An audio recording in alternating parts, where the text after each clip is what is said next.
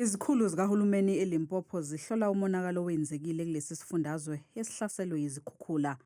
Izangoma zezulu abakwa-South African Weather Service bakhiphe isexwayiso esisesigabeni se-10 semvula nesiyingozi kakhulu njengoba amanzi asekhuphuke afinyelela ku-400 wamamililitha. Izakhamuzi zihlalele ovalweni. No, it's now scary because we don't know really what to do for now. I passed here around about past 8 going that side, and it was dry, but all of a sudden the water has submerged the bridge. We don't know really what to do. Izifunda ezicekeleke phansi yiMopani naseBembe kuvaleke amabhuloho kanye nemigwaqo.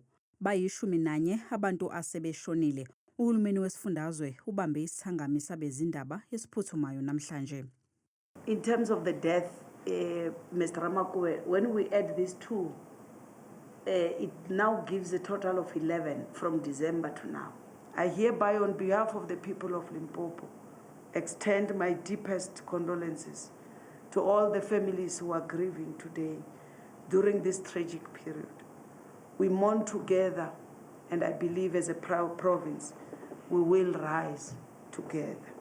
Zingaphezu kwama-20 izikole okuphoqeke ukuthi zingavuli ngoLwesithathu ngenxa yemvula enamandla. Umonakalo osuwenzekile ubalelwa ku-4 billion wamarandi nokungenzeka ke le mali ikhuphuke. Over 4 billion will be required to cover work across infrastructure.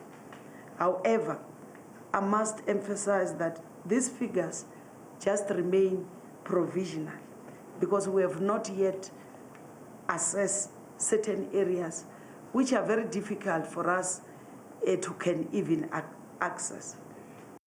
Kunxuswe abantu ukuthi bagweme ukwela imfula kanye namabhuloho. Abezimo eziphuthumayo basiqaphile isimo.